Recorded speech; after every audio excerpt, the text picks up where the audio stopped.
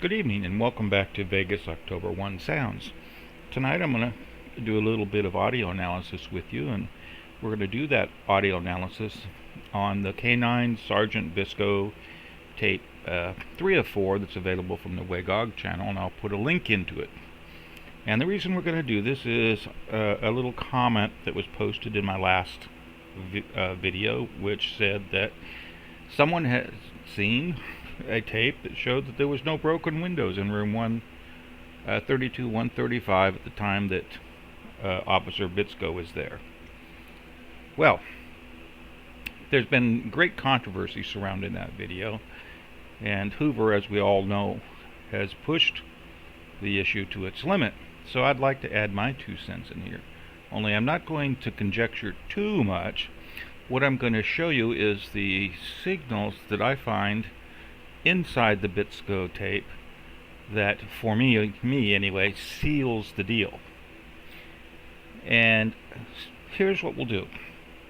We'll start out, and the signal I'm going to be searching for is that of sirens, because if there's any signal that's going to make it through an open window, it's going to be loud sounds, and the loudest that are down below are sirens.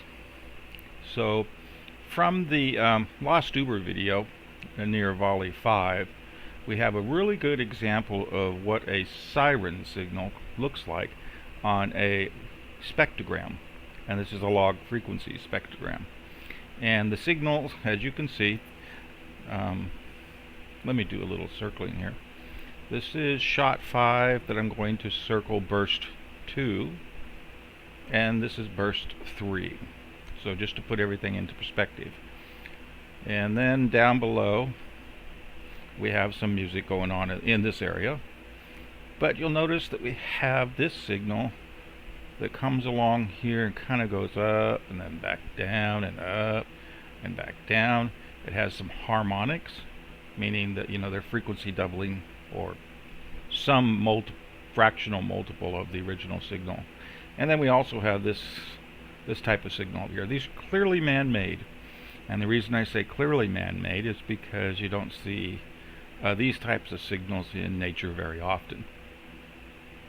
Alright, so we're going to be looking for that type of signal in the Bitsko tape.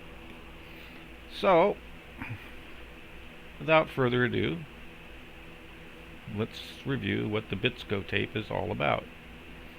As usual, I got my little Scrivener workbook up here. And what I did was I broke the video. It's a 30-minute segment, and I broke it into the segment before the breach of room 32135, the time between the breaches of 32135 and 32134, and then the time after. And up here I've listed the video time at which you can locate the events in question. And what I did is I searched all of that video, and I searched it for any signal that looked like, resembled, or could be one of the sirens. Now, there's 3 possible ways that we could hear the siren. One is through the windows, through the walls, or through the radio. And so we have to take each of those into account, and I will do so in this video. So let me just state the results right up front, and then I'll go into the analysis. For all the time before breach 32135, I could find no signals that resembled the sirens coming from below.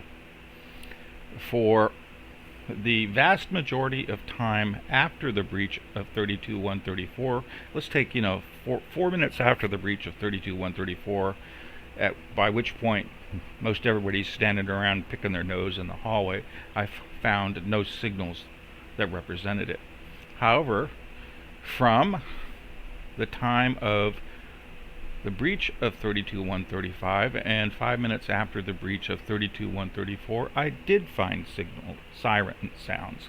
Not the sirens from the alarms, but a siren resembling the signal that we just showed you earlier. And so I took the 2 most prominent ones, one before the breach of 34 and one after the breach. And these are the times listed in the video if anybody else wants to do spectrograms on them. You're not going to see much if you just look at the waveform plot, I guarantee you that. And so let's go look at those directly. Now, before I get started, there are other signals in here that resemble sirens. In fact, the first one I found was when Bitsko was poking his nose out of the closet door, you know, where the foyer there with the leading to the stairwell, when he was positioned right there. But that signal was so weak that I'm not going to stake any reputation on it, and until I do some pretty sophisticated filtering and separation, I'm not going to present any results regarding that. And then there was some more after that, up to and including the one that occurred at 14 minutes and 45 seconds into the video right here. After the breach of 32.134, the most prominent one that I could see was almost immediately after the breach of 134. In fact, it's so prominent that you can hear it, or see it anyway, on the spectrogram while the alarms from the smoke detectors and fire detectors and all that are going off.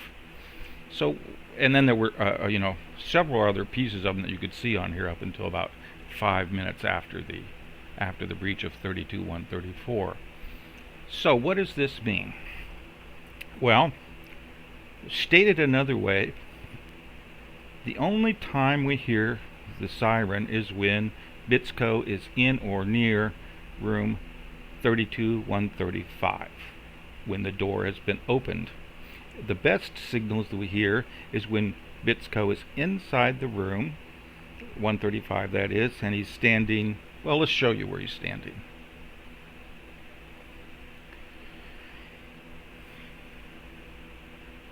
Okay, in this case, the one where the siren alarms are going off after the breach of this door over here is he was standing right there near that corner, between the corner and the bathroom there in that little hallway behind the bar. And then the other time he was standing over here. Okay, so both of them would have had a semi-direct line of sight to the window. I doubt that much, if there were a siren, these sirens, I doubt that much came through the door here, because it would have had to, refract around through there and then come out here and reach him. And I haven't done a detailed enough signal analysis to determine how much of the signal was actually caused by anything coming through 134. For the most part, I believe it was coming through this window. So, if the signal is there, then we have evidence acoustically that that window must have been partially open, or broke, as they would say. And for me, along with all the other acoustic evidence that goes along with this whole investigation, that's enough to seal the deal. So when did the first detected signal come into play? Well, if we back up here, as I said, the first real good signal came in after the breach of 135, and it would be about 1 to 3 minutes after the breach of 135, and the first one came in at 12 something, so it would have been, like, let's see, this 10, 11, it would have been about a minute and a half after the breach, while everybody was still standing around thinking about going inside the room. So if that one pans out, then there's no possibility of anybody going in after the breach and breaking the windows. However, if you were to rely exclusively on this one, then there's 3 minutes of time there, and somebody could have gone in and breached it. But I guarantee you there's more signals here, and it is my opinion that there's not enough time for Levy and the others to have gone in and broken it, and then Bitsko come in and not see them. So the other possibility, of course, is that this is coming over the radio, and it isn't. And the reason I know it isn't is because the signals that come over the radio have a very definite frequency adjustment and amplitude. and they're very distinguishable. Very distinguishable. If you look at these things long enough, you begin to realize that what part is coming from the radio, and I'll show you this, what part's coming from the radio and what part's not. So overall then, that leaves me with the only conclusion is that these signals were coming through the window.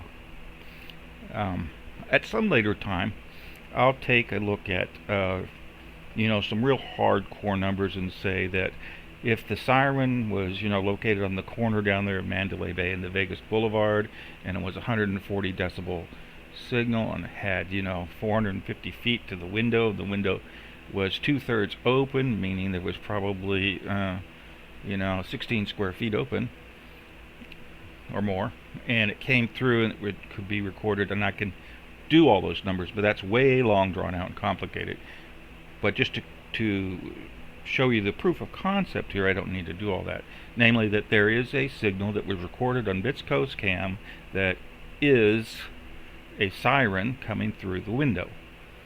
Alright, so let's see, we've got that. So why don't we just go ahead and look at these signals. So let's see.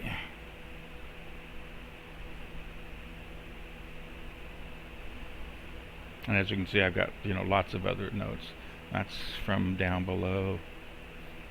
Okay, here we go. That's the best example is this one, and I've done it in a couple different colors. So let's start with this one, and we'll do this in, oh golly, we better go with white. So here you can see, and I'm going to draw right on top of the signal, which is right there. You can see it there, and there's a little bit over here too. Okay, and then compare that, let's say, to what it looks like in Sonic Visualizer. See, it's very, very similar. Alright, but you can see in this case that, and then if I change the color scheme up here, you can see it a little bit better. Now this area in this segment between the two light blue lines where this siren is, these are people talking, and then this is other noise going on in there. So when people talk, the signal gets hidden. So that means that the signal is less amplitude or loudness than people talking. And since those microphones are pretty close up to Bitsko, that's a pretty high level signal recorded. So this is the signal that was recorded at 14 and 48, which we go back to my timeline, 14 and 48. This is the one that occurred before the breach of 32.134, but after the breach of 32.135. Alright,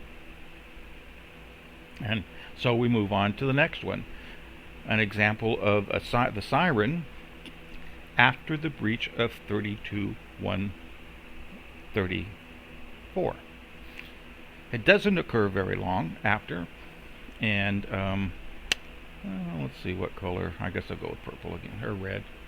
So in these little areas up here, that's the alarms from the smoke going off, and you know how loud they are. And even though we have them up there and they're very loud, we can still see these sirens come through the window all over the place here. That is, through large periods of time. And the reason we can see them is because these signals are at a different frequency. They're not laid directly on top. If they had been laid directly on top, then it would be harder to see them. So for example, if we remove those writings, you can see that here where somebody is gibbering or hitting something or making some noise, that the signal is just about as loud as that. So it's not as loud as the 100 dB plus signal coming from the alarms, but it's almost as loud as the talking. So in this case, we can conclude that this signal is more than likely louder than the other one. That's a rough comparison now, because loudness is always so subjective because of the automatic gain circuitry and the interpretation. So here's the second good example of a signal, and that's enough for me at the moment. That's enough to show that I have it before the breach of 134, after the breach of 134, and the earliest one that I know of is just a minute and a half or two after the breach, not long enough for anybody to get in there and have whacked the window. All right. So let's talk, before I do anything else, let's talk about coming over the radio. Let's see, I'm going to go look. I have this signal here. What we're going to do, I'm going to locate this in the sonic visualizer. Oh, no, I won't. I'll just do it right here because I can magnify this enough to get the job done. Alright, so here we have on the top a decibel squared spectrogram, which is a good proxy for power or energy. And then down here again we have the log frequency spectrogram, which shows us the detail of it. On this graph you can see some clear regions which involve this area,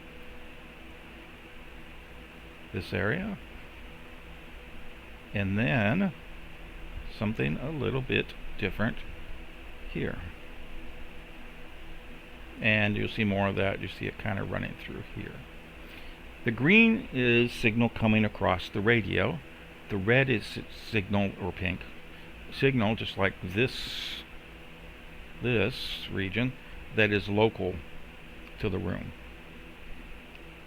And so when we go back and look at the other spectrograms, if we don't see this type of signal coming in with it, then it's not coming through the radio. And you notice that the signals coming from the radio have a very definitive lower end here, and it's somewhere above 600 hertz, or above 500 hertz, let's say. And at the top end they cut off a little bit above 2 kilohertz. They have a very narrow frequency range.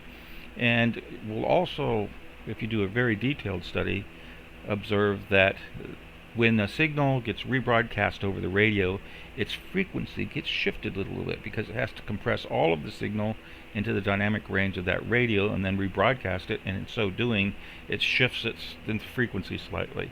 So even if the signal of a siren came over the radio, it would be shifted in frequency enough to be observable. So with that in mind, if we go back to those signals, here you can see that there might actually be a couple of pieces of radio chatter here and here, but over through this region there is really not much evidence of any radio chatter going on. And similarly over here, no evidence where with the siren is no evidence. And the amplitude of the signal is just too large to have come over the radio. So this is all very good and fairly clear indication that the window was broke. And so now it's just a matter of when was the window broke and how was it broke. Well, based exclusively on this piece of tape, the earliest I can put the window at is 2 minutes after the breach of 32.135. So, but that, that narrows it down considerably, and it eliminates a lot of the theories about, that the sound was coming from a different room, or that there was no broken windows in this room, blah blah blah. So, take it into account, form your own opinion. But for me, as far as I'm concerned, I've got this evidence to show that the windows were broke. I've got 2 tapes that show the gunshots being heard on both the 32nd floor and the 34st floor in the hallway while they were happening. And then we have all those sounds outside, which shooter localization pretty much pinpoints the 32nd floor and the room 135 as the source of the sounds. And so for me, that pretty much makes it a done deal, barring extraordinary evidence. Alright. Well, this has been a nice short and sweet evidence. So, nice short and sweet video. So, catch you in the next one.